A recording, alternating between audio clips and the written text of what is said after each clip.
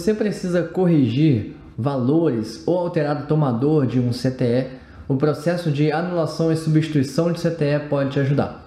Primeiro, então, vamos separar esses dois casos, correção de valor e alteração de tomador, porque para cada caso existe um procedimento diferente. O que acontece é que no processo de anulação e substituição, precisa haver por parte do tomador um reconhecimento e até mesmo uma autorização para que seja feita a anulação do CTE e posteriormente esse CTE possa ser substituído. Existem 3 formas desse reconhecimento acontecer e é o que eu vou explicar agora separando esses dois casos. Lembrando o primeiro caso para alteração de valores, somente para alteração de valores, e o segundo caso para alteração de tomador. Esse segundo caso ele serve para alteração de tomador, mas também serve para alteração de tomador e de valores, tá? Se tiver tomador envolvido, é o segundo caso. Então, para alteração de valores, o processo se dá por meio da nota de anulação.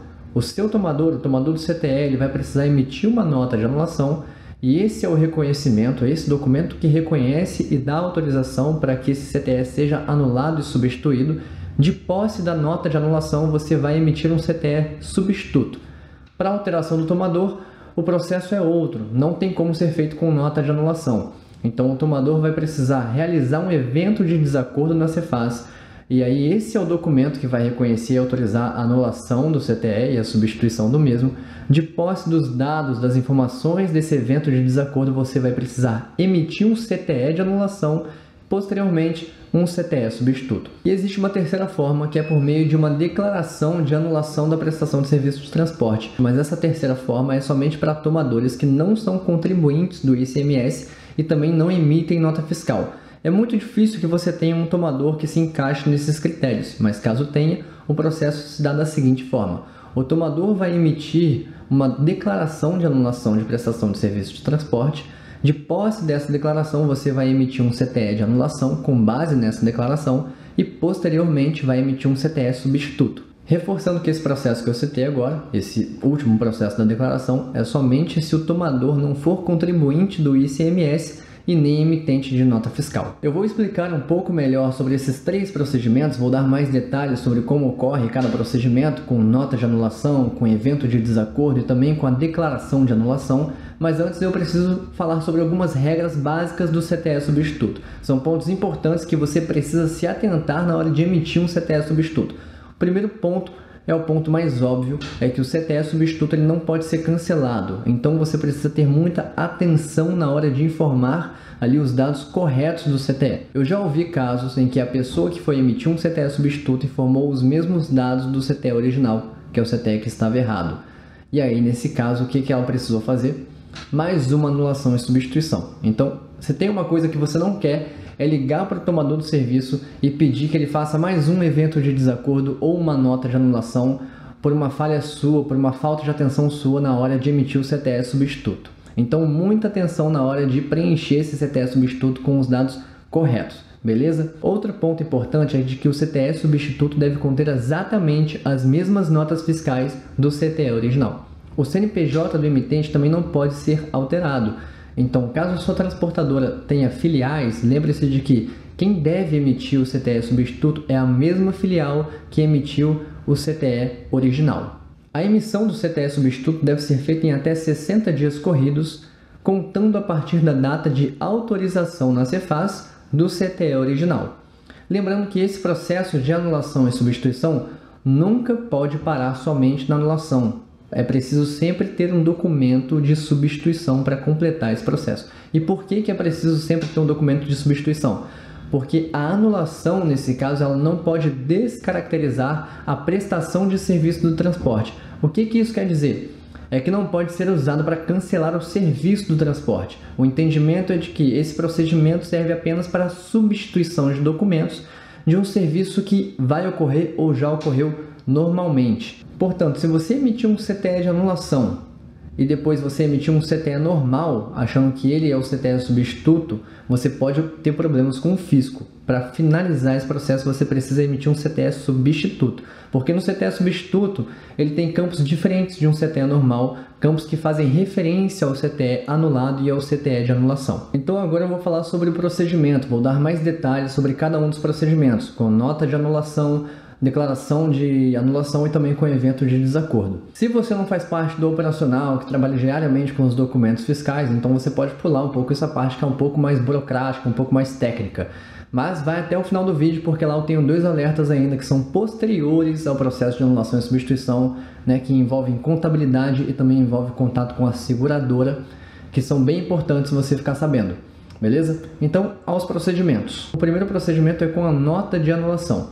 Você recebeu a nota de anulação do seu tomador e já vai direto para a substituição, já pode emitir o CTE substituto. Esse é o único procedimento em que você não precisa emitir um CTE de anulação, porque a nota de anulação já serve como esse documento. De posse dessa nota de anulação, você vai emitir o CTE substituto, que deve conter alguns dados referentes a essa nota de anulação, como chave de acesso dessa nota, número ICL da nota, data de emissão dessa nota, o código, né, o CFOP, e o valor da nota também. Lembrando, todos esses dados fazem referência à nota de anulação. Ainda na emissão do CTE substituto, você precisa inserir a seguinte frase no campo de observação: este documento está vinculado ao documento fiscal número e data, em virtude de e o motivo do erro. O número e a data é o número do CTE original e a data de emissão desse CTE original. Essa frase no campo de observações é uma orientação da Cefaz no ajuste CNF 02 de 2008. E cabe aqui também um aviso importante. O tomador do serviço ele pode emitir uma nota de anulação para vários CTEs, tá? Mas o mesmo não pode ser feito com CTE substituto. Quer dizer, você não pode emitir um CTE substituto para substituir vários CTEs. É sempre um CTE substituto para um CTE anulado. Agora o procedimento com evento de desacordo, que serve para alteração de tomador e também para alteração de valores. Se envolver alteração de tomador, é esse procedimento que você deve fazer. Então, existem 2 regrinhas básicas para a alteração de tomador de um CTE. A primeira regra é que o tomador, o novo tomador, ele já deve ser um CNPJ que já esteja referenciado no CTE original. O CTE ele tem 4 CNPJs que são referenciados ali.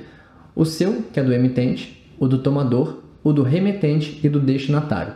Na prática mesmo, você precisa escolher o CNPJ do remetente ou do destinatário para ser o novo tomador desse CTE substituto. Porque o outro CNPJ que tem é o seu, que é do emitente, e o do tomador, que obviamente está errado. A segunda regra é que o novo tomador deve estar localizado no mesmo estado do tomador original. Então, nesse caso, você vai receber os dados do evento de desacordo que o seu tomador fez, e em posse desse evento, em posse desses dados, você vai emitir um CTE de anulação com os mesmos dados do CTE original, em relação a valores, a impostos, deve conter os mesmos dados. Além dessas informações, você também deve informar alguns outros campos, como, por exemplo, na natureza da operação deve conter lá anulação de valores relativos à prestação de serviço de transporte. Você deve informar também o número do CTE original e o motivo da anulação e também o código CFOP de anulação de prestação de serviço de transporte. O código 1206, que é para operações dentro do mesmo estado em território nacional. O código 2206, que é para operações interestaduais dentro do território nacional, e o código 3206, que é para operações internacionais. Logo após o CTE de anulação, você vai emitir o CTE substituto, informando os dados corretos do CTE, lembre-se bem disso, e aí também vai colocar aquela frase que eu mencionei no processo anterior, que é a recomendação da Cefaz, tá? E por último, o processo por meio da declaração de anulação. Então, na declaração de anulação, é um processo bem raro de acontecer. O seu tomador, o tomador do serviço, ele precisa fazer uma declaração que deve conter os seguintes dados: o número do CTE original, que será anulado, a data de emissão desse CTE, o valor desse CTE, que será anulado, tá? O valor do CTE original, e também o motivo dessa anulação, o motivo do erro. Então deve conter essas 4 informações nessa declaração. De posse dessa declaração, você vai emitir um CTE de anulação. E aí nesse CTE de anulação precisam ter as mesmas informações de valores do CTE original e algumas outras informações, como a data de emissão do CTE original, a chave de acesso desse CTE original, o motivo de anulação do CTE e também o código CFOP, conforme eu já expliquei aqui anteriormente. E aí no CTE substituto você vai inserir as informações corretas com bastante atenção, conforme eu já falei aqui sobre isso. E além disso, você vai inserir também no campo de observações aquela frase que faz referência ao CTE anulado, ao CTE original, né, que é uma recomendação da Cefaz. Então esses são os 3 processos de anulação e substituição que você pode fazer: por nota de anulação, por evento de desacordo e também por declaração de anulação, tá? Agora eu preciso dar 2 recados rápidos, são 2 alertas que são processos posteriores ao de anulação e substituição e são muito importantes você ficar sabendo porque tem a ver com contabilidade e também com a seguradora. O primeiro alerta é: sempre envie todos os documentos fiscais para a contabilidade, independente de ser CTE de anulação ou CTE de substituição. É muito importante que o contador tenha acesso a todos esses documentos para poder fazer a escrituração da maneira correta, sem ter quebra de sequência numérica dos documentos fiscais. E o segundo recado, o segundo alerta, é que todo CTE de substituição será averbado junto à seguradora. E isso é um processo normal. Então você, na hora de receber a planilha da seguradora com as averbações das cargas dos CTEs, você tem que localizar o CTE substituto e informar a seguradora ou ao seu corretor que aquele CTE é um CTE substituto. Portanto, se trata de uma carga que já foi averbada anteriormente, é um transporte que já aconteceu ou ainda vai acontecer, que já está averbado, já está segurado. Então você tem que fazer isso para não haver uma cobrança em duplicidade, tá bom? O processo de averbação, conforme eu falei, é um processo natural, o processo de averbação do CTE substituto, porque também não pode haver quebra na sequência numérica das emissões dos documentos fiscais juntamente com os números de averbações. Então esse foi o processo de anulação e substituição, algumas regras, algumas condições, falei sobre o procedimento de anulação, como é que acontece, bem como o de CTE de substituição, e se você tiver alguma dúvida, fique à vontade para entrar em contato com o nosso suporte. Até mais!